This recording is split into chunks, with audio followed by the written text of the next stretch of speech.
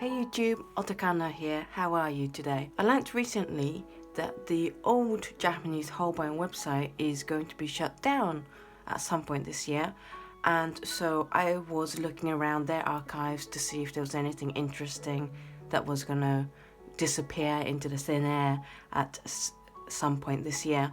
And I actually discovered a list of pigments that were retired back in 2011. And 3 names got changed, 4 replacement colours were produced, and then 7 colours got just totally retired, no replacement, no similar colours. However, they very kindly gave us a recipe on how to make a colour that is similar to the colours that were retired. So I thought it'd be fun today if we have a go at mixing those colours ourselves. Permanent Green number 3 is our first retired Holbein colours, and you will notice on some of the colours I'll show you today that it will say Miyazaki colour, and that just means that it is a colour that is loved and used by Miyazaki Kamtoku from the Ghibli studio. And I thought that was quite interesting. I'm sure they prioritize him having all the old batches that they had left, or still making his colors for him. But for the rest of us, we get to make it ourselves. So Permanent Green number 3 is made up of 5 parts of Gamboge Nova and 2 parts of Prussian Blue. Now we have to bear in mind that this recipe isn't probably the recipe they used to create the old Permanent Green number 3. I had a look around their website, couldn't find what pigments used to be in there, but the recipe they've given us makes use of the colors they still have in their range. So it might not be the perfect match, but it'll get us close. Another disclosure is that if you prefer single pigment colors, this is not the video for you, because there's going to be lots of multiple pigments getting mixed about and stuff. This is just purely a fun exercise to see what colors got retired and having a look at them. And as you can see here, the Holbein's Gamboge Nova is made out of 3 pigments, PY154, PY150 and PY110.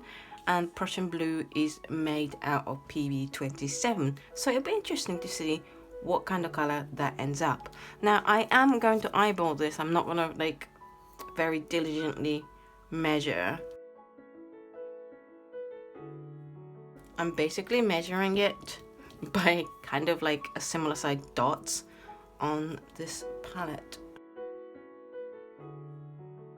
Let's try mixing this color. I am using my number 10 Pro Art Prolene Plus round brush. This is my workhorse brush. I use this for absolutely everything. Okay, interesting color, interesting color. Let's add a bit of water to it. So this is something similar to the Holbein's old Permanent Green number 3. Ooh. Actually,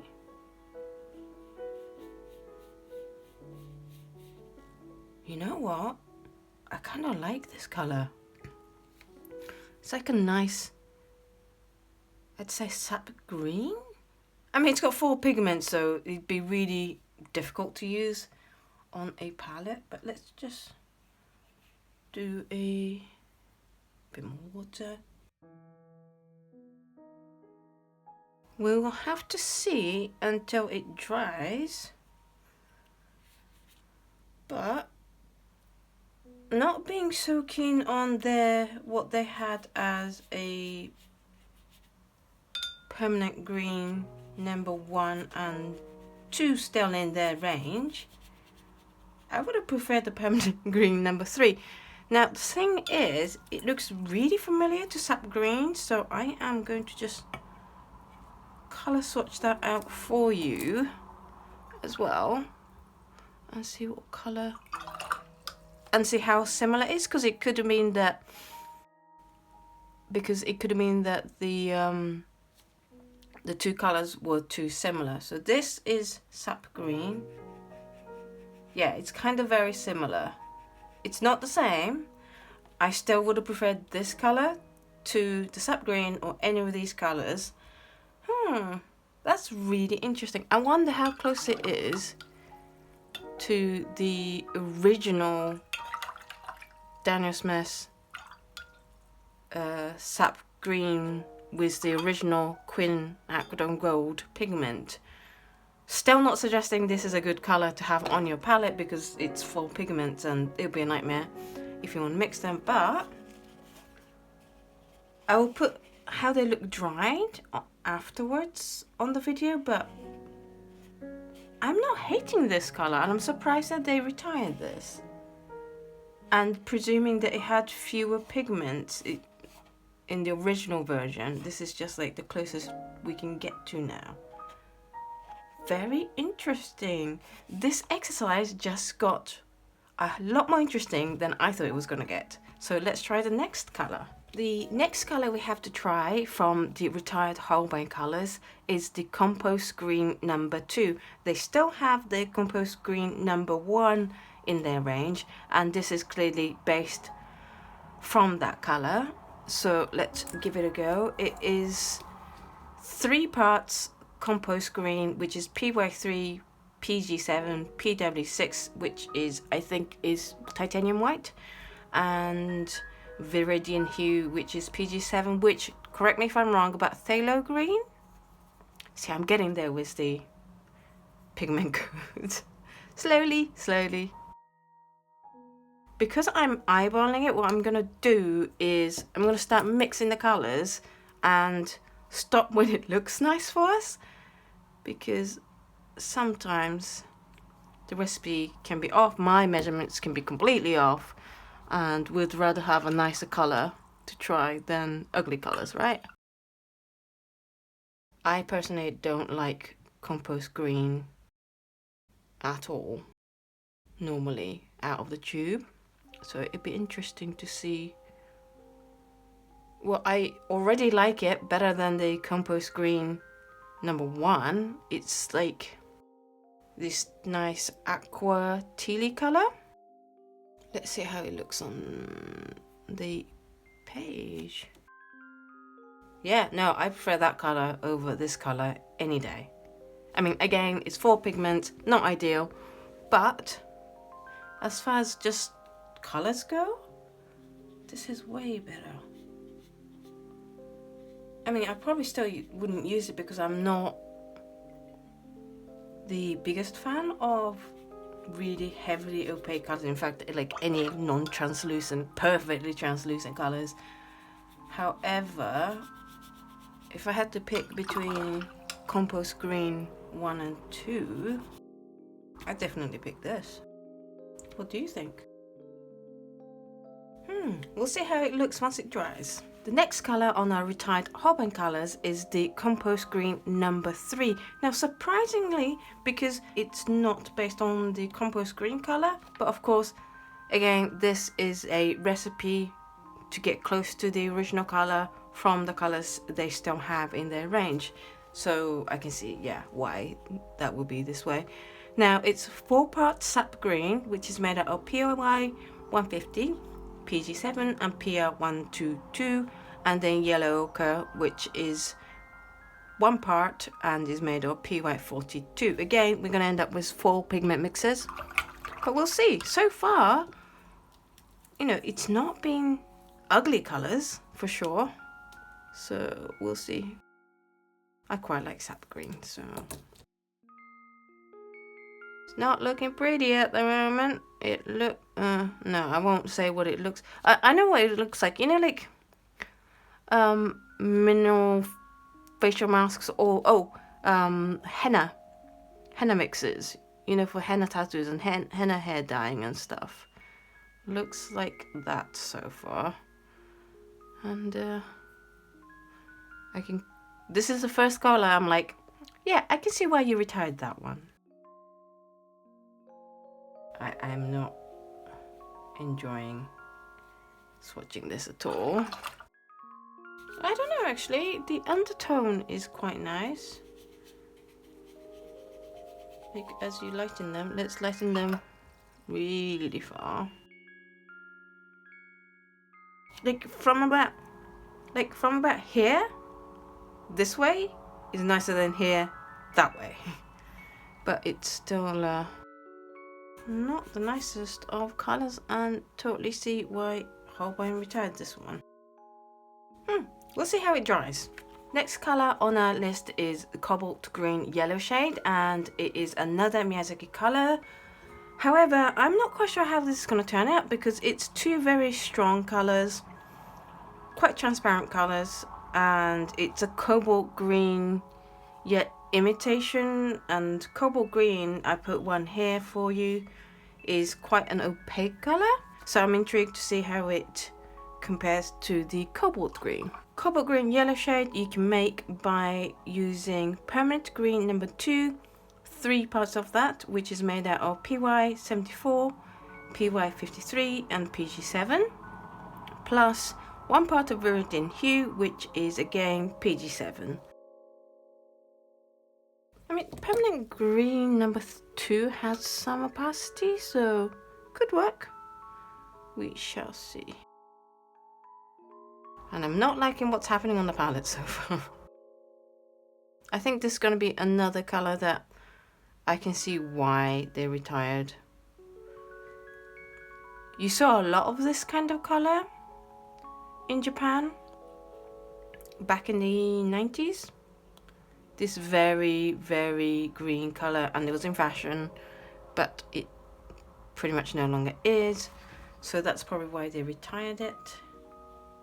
Yeah, like I remember my mum wearing a lot of clothes this color because she loves bright green, and I've never been a fan of it myself, but she suited it. But that's because like she suits anything.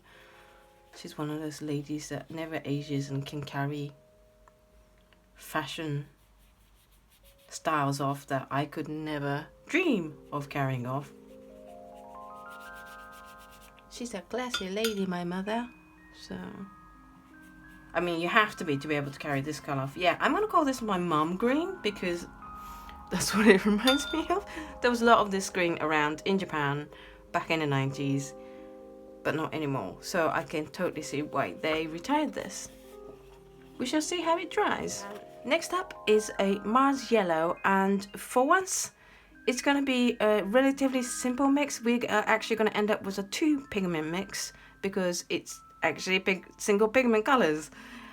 It's made out of yellow ochre 4 parts, and that is PY42, and light red 1 part, which is PR101. Now I have this thing where if a brand has a range and they take a naming scheme on for certain colors, then when you put those colors together they should make sense. For example, Daniel Smith has the Mayan series, and you know, when you put all the Mayan colors together they kind of offer a good sensible stylized palette. And for that reason I have put Mars Violet here to see if it, you know, if the 2 color kind of goes with each other, because I think that's quite important in a brand and in a color naming combination. Now Mars Violet is very close to Sennelier's Caput Mortuum. I'm really sorry for my pronunciation. Eve's gonna cringe at me, she can correct me later. And so it'll be interesting to see what color they feel should go with this lovely color. I really, really like the Sennelier's version of this color. I don't mind this color either. So 4 parts yellow ochre. Neither of these are colors I like in particular. But so far I have been like, I don't like those 2 colors, but together into 1 color, and I like them, so we'll see.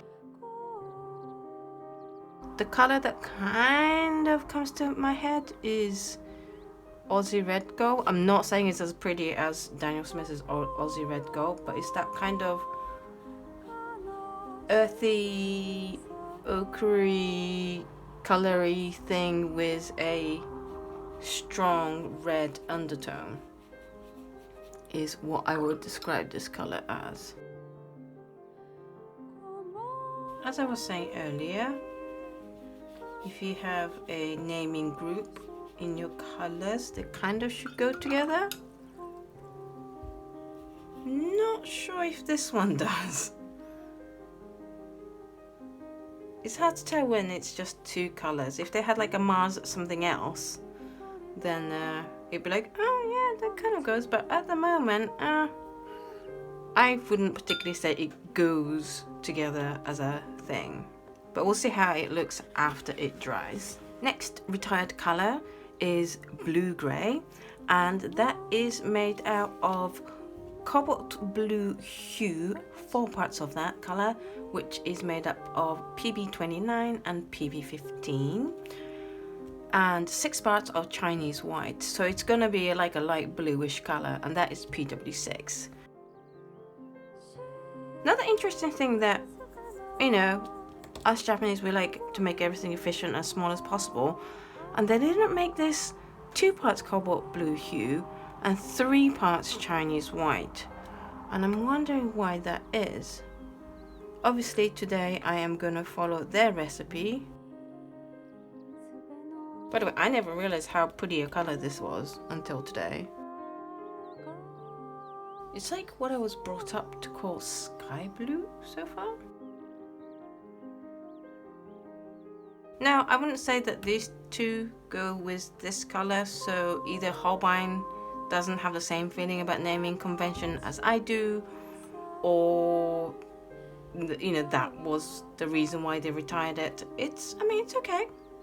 It's a decent, opaque, light blue, but, I mean, compared to that color, it's, yeah.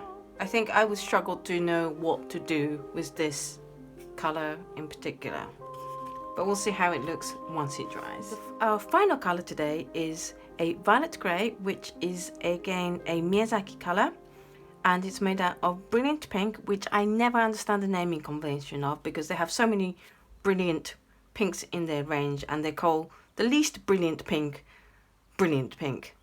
But anyway, 9 parts of brilliant pink, and that is PR209 with a PW6, and a queen violet with 1 part of, which is PV23. So we'll end up with a 3 pigment mix, which is not bad for today.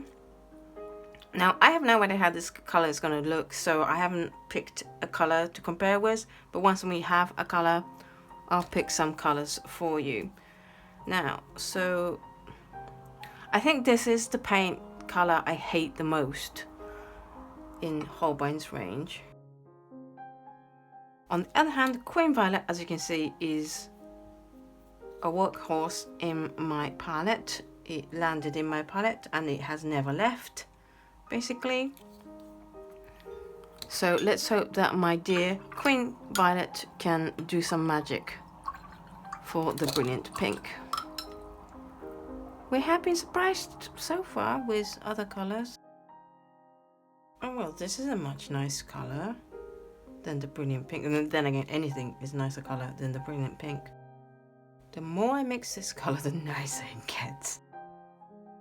Yeah, like, I mean, it's not my favorite color, but it's a lot better than the brilliant pink. And I have no idea why they retired this color, especially if Miyazaki Kantoku uses it. By the way, when I say Kantoku, it means director, and that's how we address him in Japan. We like to address certain people of authority with their role kind of in their name. And because he's a director, we call him Miyazaki Kantoku. I can't just call him by his name, because that's considered quite rude in Japan. And since Japanese was my first language, even though I'm now British and speak way better English than Japanese, I couldn't call him just by his name. Now, I put together what I call the 3 ugly sisters of the Holbein palette, which are the lavender, the lilac, and the brilliant pink. This is the lavender, and then I'm going to show you lilac. Now, I think lilac is the closest to this violet grey colour, and maybe what it is that these two were so similar, and maybe this one was more popular, so they chose to drop this. But why they would drop this over Brilliant Pink, I have no idea. They really should have dropped the Brilliant Pink instead of this colour.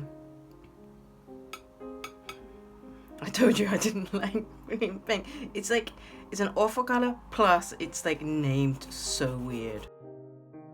I personally would have chosen this colour out of these four, but that's me personally for my palettes and my taste, and I'm sure other people were like, no, these three are way better than that colour. So. Welcome back. All the sheets have now dried, and we are gonna have a look at how they've dried. Now this is the Permanent Green number 3, which was the first colour we tried, and it was one of the Miyazaki colours. It's a very nice sap green, and if I know a way to make it without using 4 pigments, I would totally have this over the sap green that they have, and certainly over these colours, and I can totally see why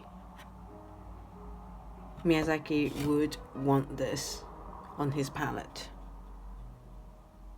Second colour we tried was Compost Green, and this turned out really nice.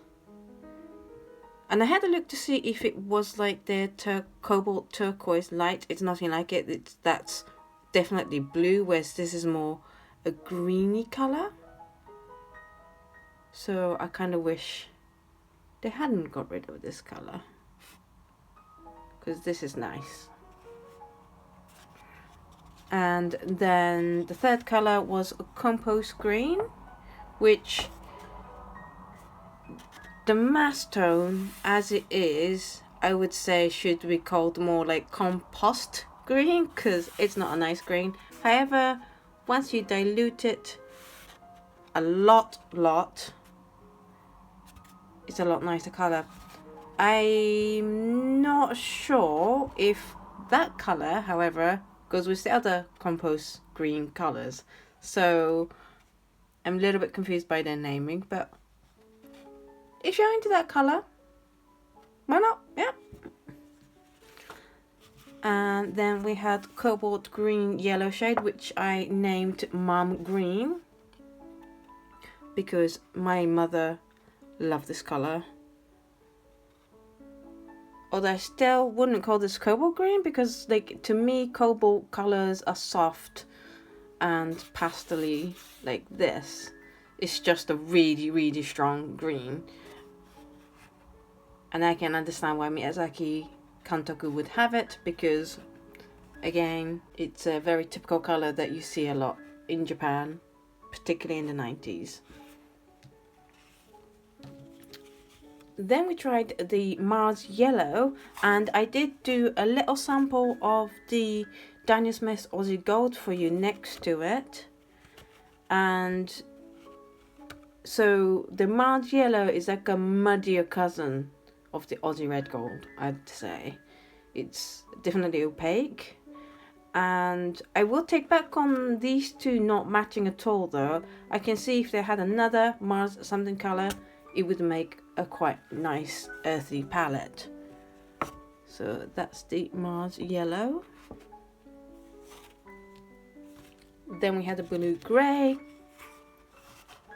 which was this opaque mid light blue colour that didn't go with either green grey or yellow grey. So I'm starting to understand that Holbein ignores naming grouping conventions. That's okay, that is their choice.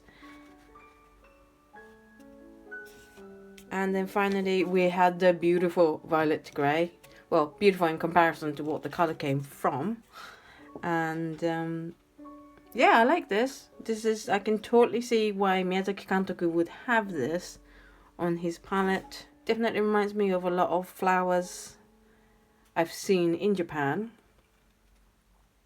And it's a shame that they've retired this. So for the Miyazaki Kantoku fans on YouTube, these are the 3 colours that are on his palette that got retired. I'm sure he has a way of having the original paint still. and I can see why he has them. They're very, very lovely colors. I would definitely have these two, and maybe I would swap that out with the compost green in terms of what color I wish Holbein had not retired, or colors that I wish they would bring back. But I can also understand why they retired a lot of these colors. Some of the colors gone out of fashion. They're not the prettiest colors they have, or they have very similar colors already on their set, on their range. So this is the 7 retired colors of Holbein. It has been so much fun to create this. Now I am thinking in a little bit of time of maybe offering these 7 colors as dot cards. So if you are interested in trying these colors out and would be interested in buying those dot cards, please let me know down in the comments. If I get a lot of feedback that people want this, then I will try to produce a dot card of the 7 retired colors as close as I can think of to create them here myself. If you have any questions about any of these colors and what we covered in this video today, then please ask away in the comments below as usual. If you like this video, please give it a thumbs up. If you haven't subbed to this channel yet, then please hit the subscribe button and hit the notification bell. Thank you so much for watching this video today. It really was great fun to make, and I hope it was great fun for you guys to watch. Thank you for watching this video, and I will see you in the next video.